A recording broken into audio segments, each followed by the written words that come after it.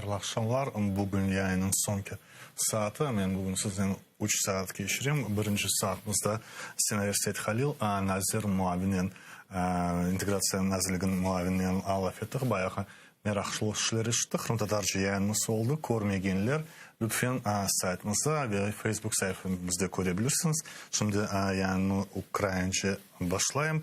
Наш добрий вечір. Наш сьогоднішній гість Ігор Ерейтерович, політолог, керівник політико-правових програм громадської організації «Український центр суспільного розвитку». Правильно я все сказав? Так, я вперше з вами вітаю в ефірі. І куди розвивається Україна? В правильному напрямку. Правильному напрямку? Да, звичайно, з певними проблемами, але я думаю, що в першу чергу від громадян залежить, куди ми в результаті прийдемо. 30 років нам більш-менш це непогано вдавалося, якщо особливо порівнювати з деякими пострадянськими країнами. Ну, я сподіваюся, що ми всі наявні проблеми вирішимо і дійдемо туди, куди планували. А за якими критеріями ви визначаєте правильність руху?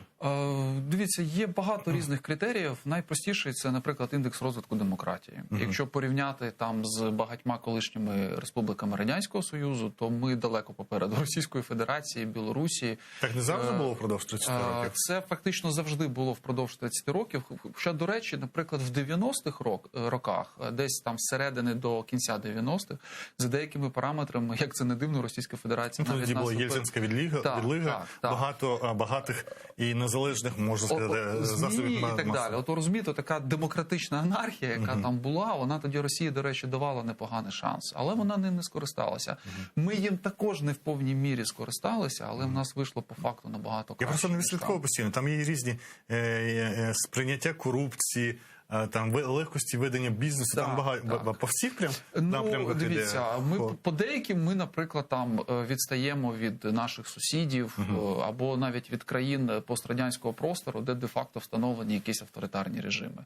Але з точки зору, наприклад, мобільності суспільства, легкості створення різних громадських об'єднань, громадської активності, ну ми тут фору даємо практично всім, крім Литви, Латвії, Естонії, зрозуміло, тому що ці країни дуже швидко інтегрувалися, в принципі, в Європейський Союз, і вони набагато швидше цей період пройшли, ніж ми. Ви казали, що ваше об'єднання менше займається економічним розвитком, але от ви кажете про мобільність населення. Чому економічний показник, а він, мені здається, важливий, а ВВП на душу населення у нас таке в абсолютних вимірах 3700, це один з найнижчих показників в Європі, і це менше, ніж в Косово, Албанії або Північній Македонії, про які ми кажемо, а чого ж це вони кандидати в НАТО, ЄС і решта. Ми навіть, не беручи інші фактори, ми відстаємо від цих досить бідних країн. Розумієте, формально це так і є. Коли ми дивимося на таку статистику, вона є достатньо прикрою. Але, знаєте, я завжди звертаю увагу на один маленький факт, про який забувають. Статистика наша базується на офіційних даних. Офіційні дані базуються на легальній. Ви хочете зараз про приховану економіку казати? Звичайно. Так вона всюди є. І в Туреччині вона приблизно, як у нас, 25% прихована. Тільки вона у нас не 25%. От в чому різниця. Розумієте, вона вища. І мої колеги, економісти, вони говорять про 55-60% економіки, яка де-факто знаходиться в тіні.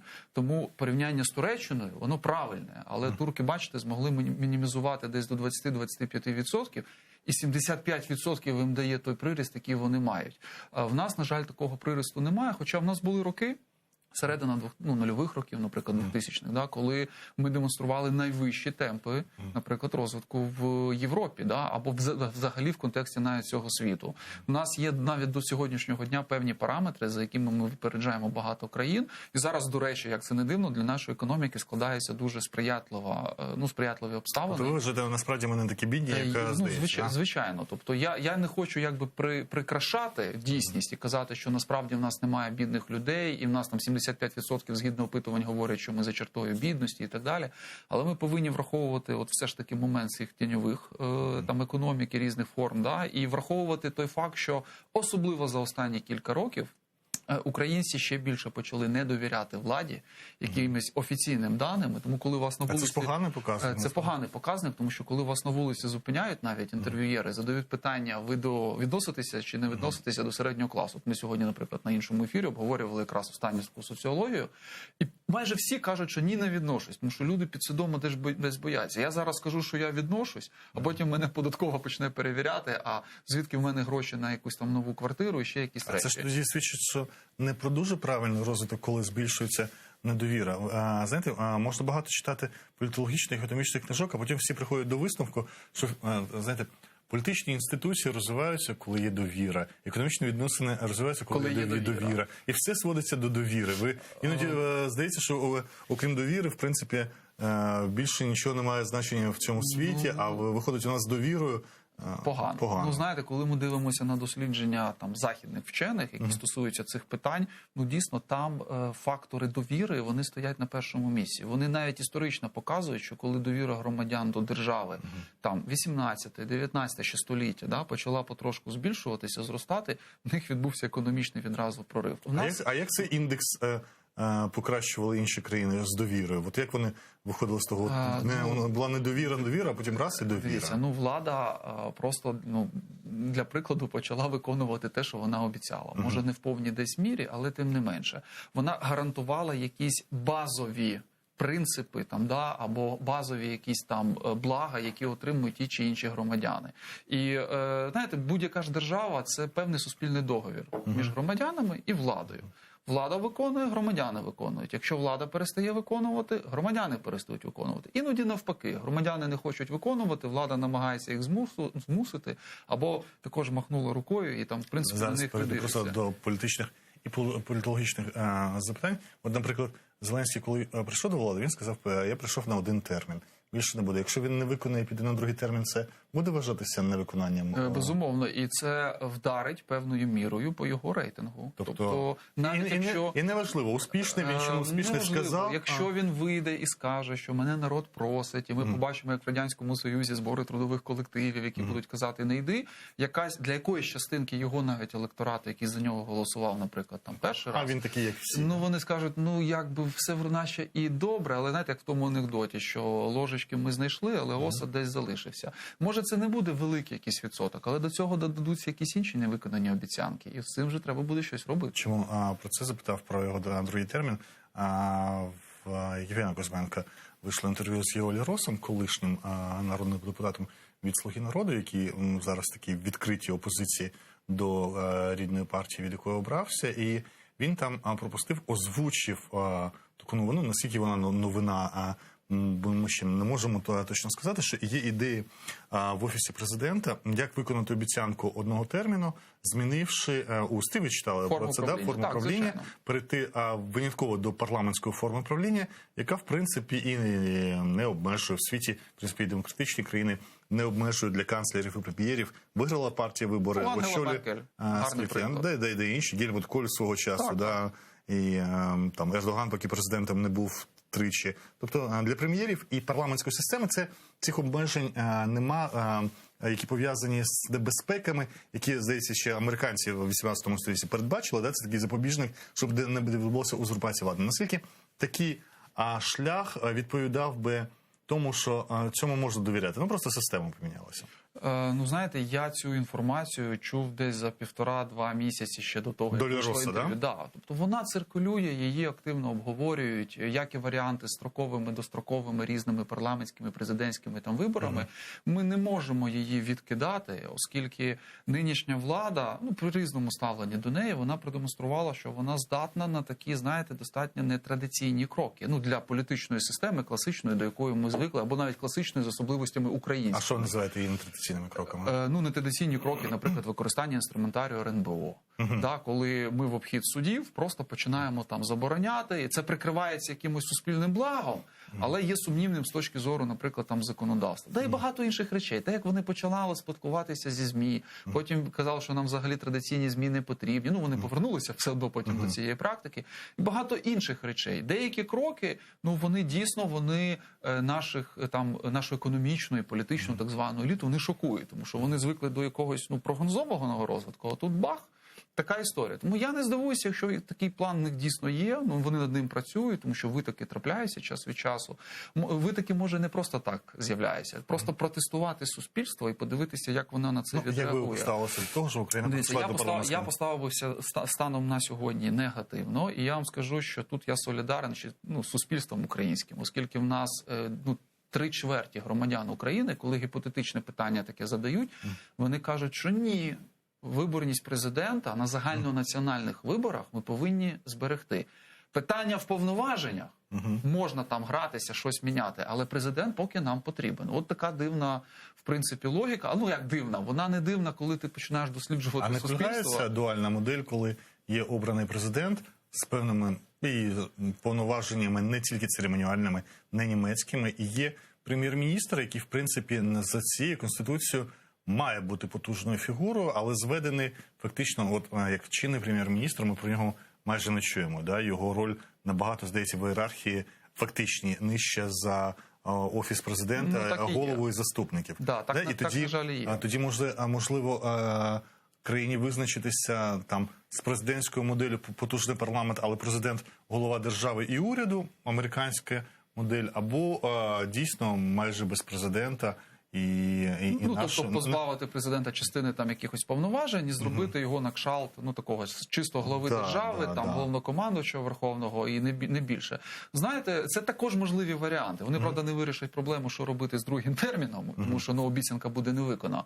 Але, до речі, це можна зробити набагато простіше. Чому? Тому що в нас на сьогоднішній день є закон про Кабінет міністрів, це важливий момент, є закон про регламент Верховної Ради, але немає закону про президента. І оце породжує головні проблеми. Є Конституція, там є розділ про президента, Кабмін і Верховну Раду, але він не деталізує деякі моменти, і кожен президент, Зеленський не виключення, всі попередники до нього, користувалися цим. Воно якби мені не належить, але і не заборонено, і я цим користуюся. А був би закон про президента, який би це деталізував, може в нас би таких проблем, от знаєте, з такими безбарвними дещо прем'єрами і не було. З іншого боку, у нас унікальна дійсно ситуація, монобільшість. Такого не було раніше. І президент, в принципі, може собі дозволити це робити, оскільки він тотально контролює Верховну Раду. Якщо ця історія зміниться, будуть якісь там дострокові вибори, і буде якась нова коаліція, можливо, тоді будуть інші взаємовідносини з прем'єром. Або прийде якась достатньо харизматична, потужна особистість на цю посаду. Ну, я в це, чесно кажучи, не вірю, тому що це не потрібно Зеленському. Є інші моделі, я не знаю, зараз згадаю, не зовсім так Грузія з нею зіграла. Можна дійсно обмежити наявні повноваження, наприклад, по міністерствах закордонних справ оборони, да? Зовсім передати все парламенту, а обрати на наступних виборах президента іншого зі слабкими повноваженнями, а самому дійсно піти на прем'єра і, якщо хочеться, самому взяти відповідальність за здійснення всіх реформ, і політичних, і економічних, і всіх. От хочеться людині взяти на себе відповідальність. Про це і говорили в інтерв'ю. А їй критикують, що вона не в свою справу лізе, да?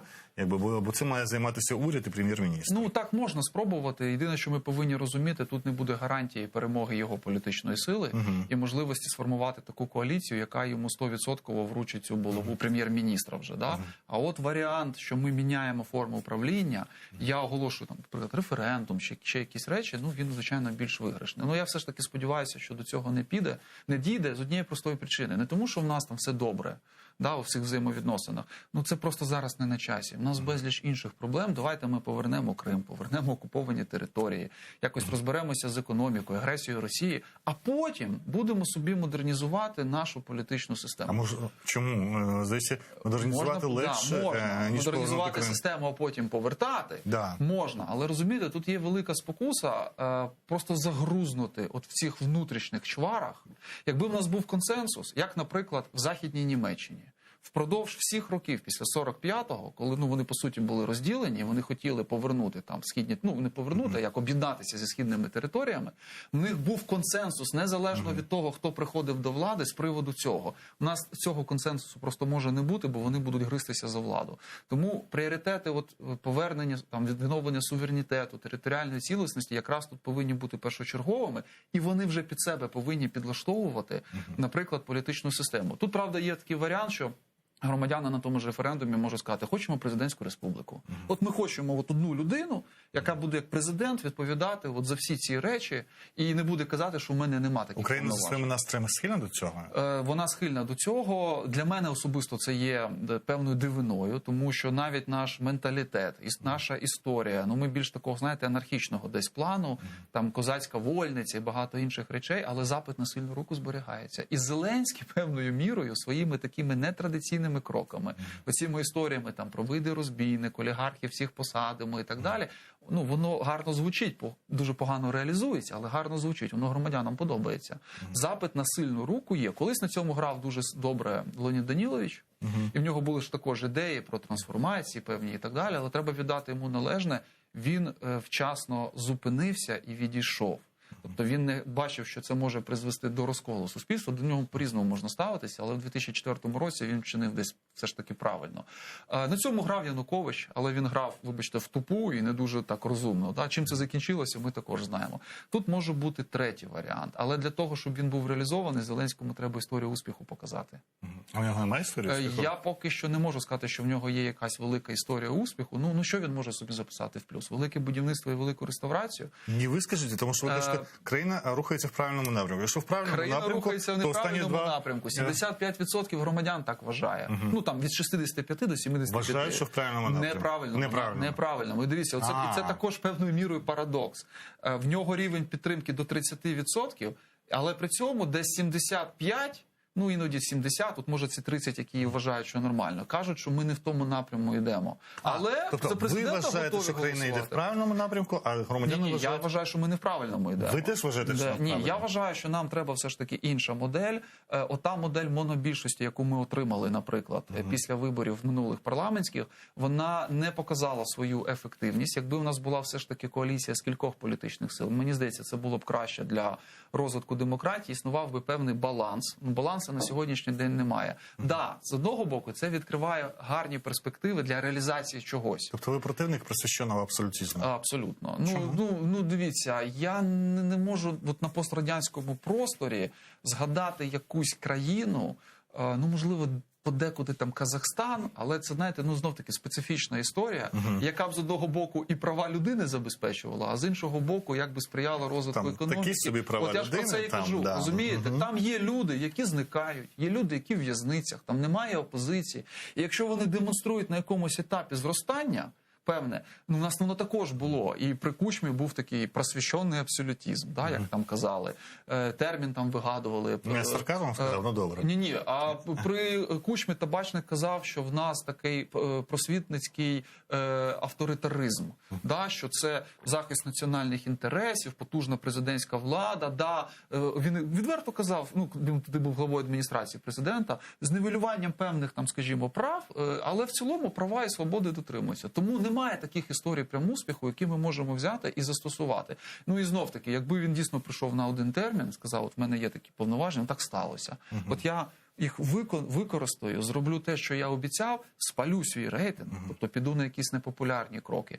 Ми бачимо, що президент боїться це робити, йти на відверто непопулярні кроки. А які непопулярні кроки ви від нього чекали слухайте, зараз? Ну, економічні реформи, ну, багато інших якихось речей. Ну, от вони починали як лібертаріанці, да? Зараз закінчують, ну, я не знаю ким. Чесно. Він каже, я буду боротися з олігархами, супер ідея. Але боротися з олігархами, ну, виходить якось дивно, тому що, ну, основним олігархам дуже добре при цій боротьбі. Вони тільки збільшують свої статки і, в принципі, дуже непогано себе почувають. Що Ахметов, що Пінчук, що той же Коломойський, скажімо. Тому в нас поки форма, вона витисняє суть того, що відбувається. Хоча у Зеленського ще є час. Ну, давайте відверто, в нього там 2,5 роки, достатньо непоганий рейтинг. Він може цим скористатися, але якщо в них буде головна мета – це зберегти владу, нічого з цього не вийде, на жаль. Гео Лерос, до речі, в інтерв'ю про це говорив, що, ну, на його переконання, головне завдання зараз в них будь-яким чином цю владу зберегти. Ну, це ж, здається, нормальний інстинкт влади зберегти владу. Будь-яка політична сила йде до того, щоб... Але дивіться, в країнах демократичних, на які ми рівняємося, є певні запобіжники. Я, на жаль, зараз бачу, що влада свідомо чи несвідомо, оце ще ж не зрозуміло, да? Вона ці запобіжники знищує. Вона закручує десь гайки в контексті свободи слова. Я не беру канали Медведчука зараз, це окрема історія. Закон про медіа, який лежить, да? Манера спілкування зі ЗМІ, обмеження доступу ЗМІ до якихось там, ну, питань, які раніше вони, скажімо, мали. Вона абсолютно нівелює будь-які права опозиції в парламенті. Ну, опозиція безправна, так не повинно бути. Навпаки, опозиції треба надати більше прав, щоб була певна альтернатива і захист, ну, меншості, яка є в суспільстві. Хоча, якщо ми подивимося на реальну соціологію, то ми зрозуміємо, що прихильниками опозиційних політичних сил станом на сьогодні в Україні є більшість громадян.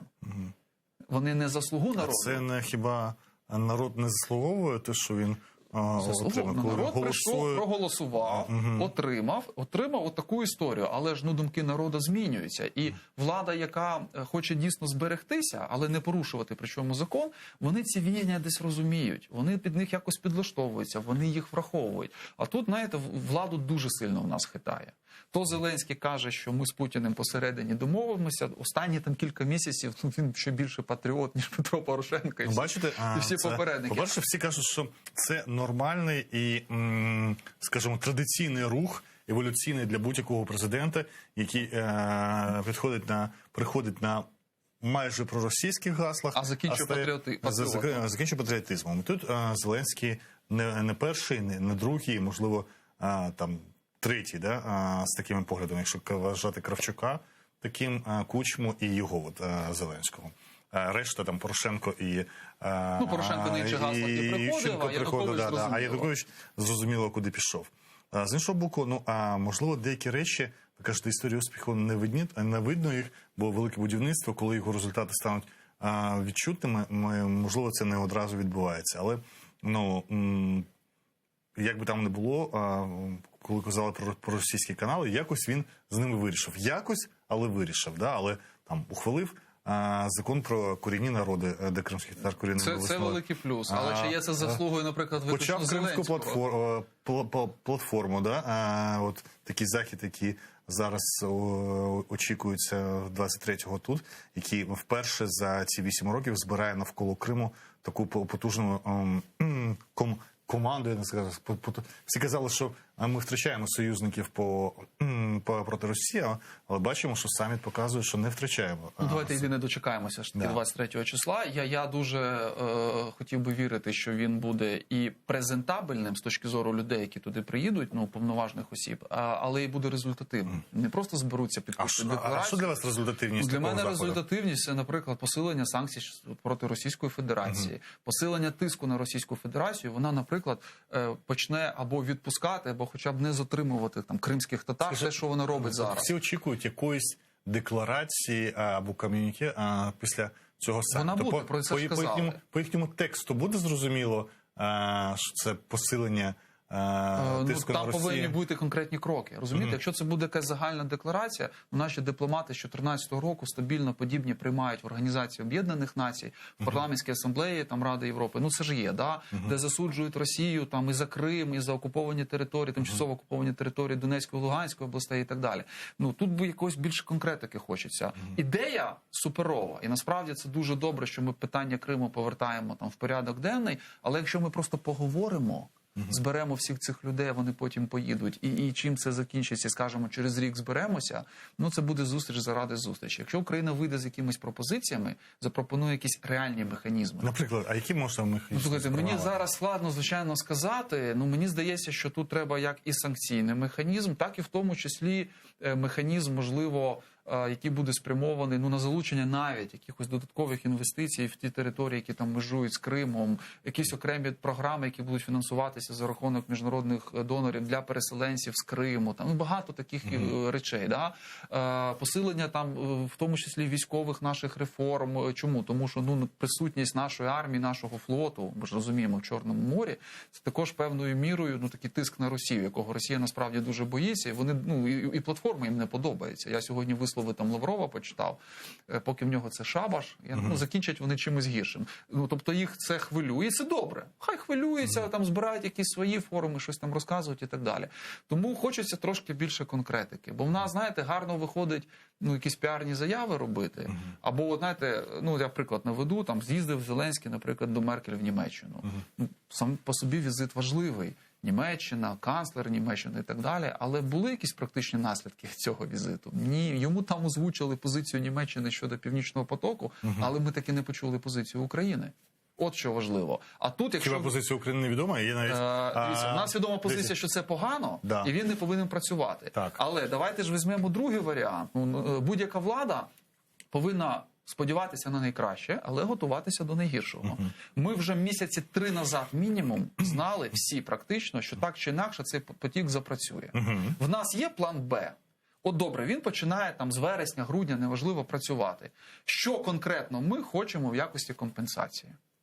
Немає такої позиції України. Суму грошей, які ми маємо дозвучити? В тому числі сума грошей, створення, підписання якихось угод, створення якихось консорціумів, там, я не знаю, і багато інших речей. Я Немає не пам'ятаю, цього. хто був в цій студії, який порахував, що повністю добудова цієї другої гілки Північного потоку і фактично позбавлення нас транзитної країни позбавить нас, ну там, в найближчі роки або всі роки роботи нашої газотранспортної системи, які можливі були б, це від 70 до 100 мільярдів доларів загалом. Ну, мені здається, це трошки перебір. Ми в середньому від цього транзиту отримуємо від 1,5 до 3 мільярдів на рік. Ну, беремо, якщо там... Ну, можливо, береться термін життя. Тут просто треба додати, звичайно, суму, що коли наша система, не дай Боже, буде стояти порожня, ми почнемо просто мільярди гривень витрачати на її утримання, або нам прийдеться її порізати на метал.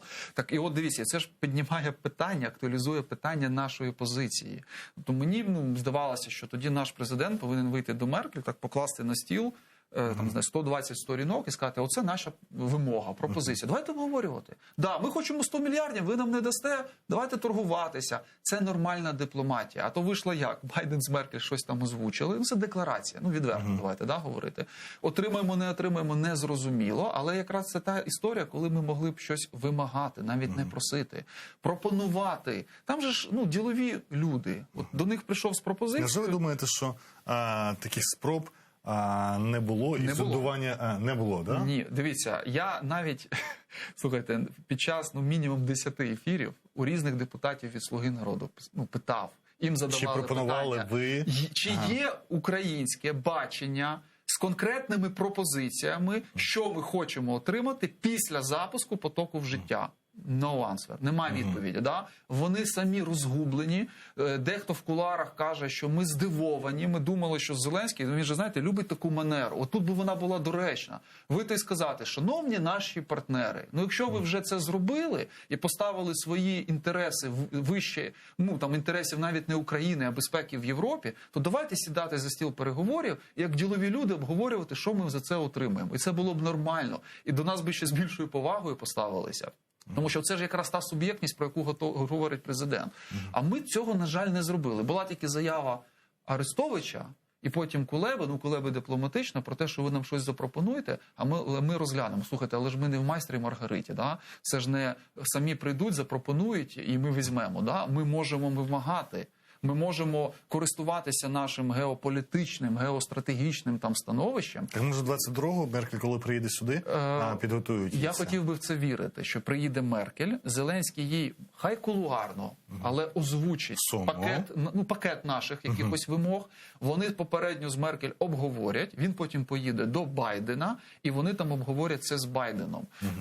Хоча може бути так, що просто будуть чекати, що нам запропонують, а повірте, пропонувати нам будуть дуже довго, і навряд чи ми отримаємо навіть половину того, що пообіцяли. Зовсім не обізнаний в цих тонкощах дипломатії. Зазвичай, скажімо, слабка сторона, вона очікує пропозиції, чи вона може... А ми слабка сторона? Ми беремо на себе функцію цієї слабкої сторони? А не можна так визначати це? Мені здається, що ми навпаки повинні... зрозуміло, що наші позиції поступаються позиціям Німеччини, там США і навіть Російської Федерації, яка там має ядерну зброю і цим, в принципі, користується. Але в конкретній ситуації ми можемо використовувати цей фактор і говорити про те, що, добре, якщо вже так ситуація складається, давайте думати. Ви ж в результаті постраждаєте. Ми ж про це попереджали, про це ми говорили. Що це політичний інструмент, що Росія буде, дивіться, що вони ж виробляють. Вони підривають, по суті, самі, або роблять вигляд, що в них щось, якісь проблеми там на станціях. Це було останній продовж двох тижнів, що у вас аварії там на Ямало-Ненецькому. Ціна на газ, а тепер представте, якщо вони будуть тільки по своїм потокам це транспортувати, не буде нічого закачано в українські сховища, а в нас же ж багато було, і ми іноді віддавали Європі, потім отримували назад. І баланс підтримували. Що Росія буде витворяти? Вона просто буде виставляти ціни, яким їм, скажімо, заманеться. Ми ж про це знаємо, ми повинні про це говорити. Не будемо ми транспортувати 40-50 мільярдів, давайте подумаємо, як використовувати наші газосховища. З конкретною пропозицією. Десь вимога, десь пропозиція. І мені здається, що це було б краще, і це підвищило нашу суб'єктність. З якихось причин поки що цього не відбулося. Що ніхто не здогадався так просто порахувати і розробити пропозиції, які от сидить політолог, політологічний політолог і розповідає, як треба було б діяти. Так, а економісти детально з сумами говорять про створення консорціуму. Так про що свідчить, що цього не зробили? Це свідчить, на жаль, про брак, мабуть, професійних кадрів у владі. Взагалі наявність якогось більш-менш віддаленого стратегічного горизонту. От нещодавно я прочитав чудове інтерв'ю колишнього прес-секретаря Леоніда Кучми, пана Мартиненка. Він сказав, що за його інформацією, ви, мабуть, також читали, горизонт планування в нинішньої влади 2 тижні. Да, він сказав, що він збільшився. І каже, я радуюся, тому що він збільшився. От розумієте, от проблема. Це було жарти навколо команди 95-го кварталу, що вони живуть одним ефірним днем. Або сценарієм там на крок. Але, дивіться, жарти жартами, але ми таку проблему зараз маємо. Тобто, в принципі, можна було підготуватися. Я знаю безліч своїх колег по громадським організаціям, які займаються чисто питаннями енергоефективності, енергетичної політики. Вони про це говорили, вони пишуть, воно готове. Беріть, будь ласка, варіанти розвитку безкоштовно, вони ж все це публікують. Використовуйте, ідіть. Я думаю, що тут просто до кінця вони десь вірили, це наївно трошки, що не може бути такого, що прям так відверто кинуть. Що там Сполучені Штати, Німеччина все ж таки схаменуться. Була якась дивна, наївна надія на перемогу зелених в Німеччині. Навіть вони забувають елементарно, що зелені, навіть якщо і переможуть, монобільшості в них не буде. Це все одно буде коаліція. Зараз, до речі, зелені на 2-му місці. Не факт, що вони взагалі переможуть. І все одно їм придеться домовлятися, і предметом цих домовленостей всередині Німеччини буде Північний потік. А там бізнес натякне, що ми хочемо цей дешевий газ, і навіть зелені трошки, відійдуть від своїх принципів. Тому такі наївні сподівання призвели до того, що ми зараз в дуже поганій ситуації. Але шанс надолужити є. Арахамія ж обіцяв, що розмова з Байденом буде на підвищених тонах. Я не проти, якщо Зеленський, хай не на підвищених тонах, але скаже, що, пане президенте, моя країна менше вашої, але ми воюємо з Росією. Ми стримуємо цю орду реально, наші військові гинуть. Тому давайте, будь ласка, от в мене є пакет пропозицій, його конкретно обговоримо. Не заяву, що після 1 вересня, не пізніше 1 вересня ми почнемо переговори, а от є конкретні вже пропозиції. А те, що не робиться такі, як здається мені тепер з цього ефіру, очевидні кроки цієї влади, які зрозумілі навіть мені ведучому і глядачам, тут ви так просто їх розклали, що треба робити. А це з чим може бути пов'язано? З тим, що у чинного президента, як в пізнього Кучми, обмежено коло інформаційних потоків, що все зав'язано на одній людині, на прізвище Єрмак, який одноосібно вирішує все і доносить до президента. Дивіться, ця версія, вона доповнює попередню. Відсутність досвіду, брак кадрів. Президент же сам жалівся кілька місяців назад, що в нас не вистачає кадрів. В нас дуже коротка лава запасних. Хоча насправді кадрів багато. Але коли ти вимагаєш від цих кадрів в першу чергу політичної чи особистої лояльності, не треба розраховувати на високий рівень професіоналізму. Тому що професійні люди, як правило, мають свою позицію по деяким питанням, і вони в угоду політичній... А Зеленський вимагає лояльності? Наскільки мені відомо, навіть, можливо, не стільки Зеленський, скільки його оточення. Але це ж подається президенту так, що ця людина повинна бути віддана, лояльна і так далі. Слухайте, будь-який президент хоче лояльності. Але, а як вона має виглядати? Безумовне виконання всіх якихось там розпоряджень, відсутність мінімальної якоїсь там критики, навіть сумнівів в тому, що... Але дивіться, Кучма цілу модель таку побудував державного управління, яка на цьому базувалася. Але він все ж таки... При ньому працювало багато людей, які були, знаєте, як кажуть, там такі колючі, як їжачки в цьому плані, і які в них були розбіжності з Кучмою, але він їх тримав, бо вони були професіоналами. І інші президенти в різній мірі намагалися хоча б якісь окремі персони, таких персон тримати. У нинішньої влади з цим є певна проблема, на жаль. Хоча знов-таки, маючи такий кредит довіри, вони могли собі дозволити абсолютно спокійно набрати цих професіоналів, не вимагати від них, безумовно, там виконання чогось, а просто, щоб вони робили свою роботу. Але ми бачимо, що такі люди гострі на язик, які залишалися від попередньої влади, там Лана Зеркаль, наприклад, да? Мені здається, що якби вона залишалася працювати, де вона працювала, ми все ж таки цей план стосовно відшкодування мали би раніше. Вона пішла, тому що не подобалися якісь її заяви не публічні. Вона публічно займала позицію таку, знаєте, що ми не виносимо ссор там, скажімо, да, кудись назовні, але в неї були якісь, вона потім в інтерв'ю розповідала, отак от, знаєте, там десь напередодні якихось переговорів. Вона говорила якісь речі, що не можна так робити, ми не будемо так робити, я не буду так робити. Ну, їй це пригадали. Тому отут проблема є. А оця капсула, яка довкола президента, вона також має місце, і це також дуже погано. Тому що як з неї вибратися, в неї дуже легко попасти.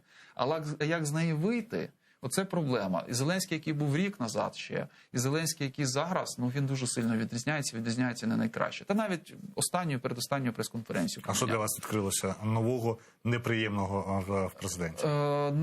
Взагалі не сприйняття якоїсь іншої точки зору. Це було дивно, і це помітно було на останній прес-конференції, коли йому задавали якісь незручні питання, він або просто відкидав якусь можливість взагалі наявності такого, да, що в мене інша інформація, такого там немає і так далі. Це як з тарифами. Да? Платіжки зменшилися, але вони чомусь тільки збільшилися. І може він потім десь якось це осмислив, що щось пішло не так. Хоча я в цьому сумніваюся, бо якби це було, ми б, мабуть, президента частіше бачили в такому спілкуванні з журналістами, і він все ж таки б критику сприймав. До мене, до речі, останнім акордом була книга Юлії Мендель. Я її ще не дочитав. Я просто, я її навіть, я просто спілкувався з колегами, які її прочитали, і я, хочу прочитати, але, в принципі, мені вже так детально розказали, і сказали, що там є Рабідович топів. Але там сказали, є одна особливість. Немає сенсу не довіряти колегам, там Валерій Калниш її читав і писав про неї велику там статтю, він каже, що там немає жодного слова, не те, що критичного, а хоча б якогось такого по відношенню до президента. Він Бог.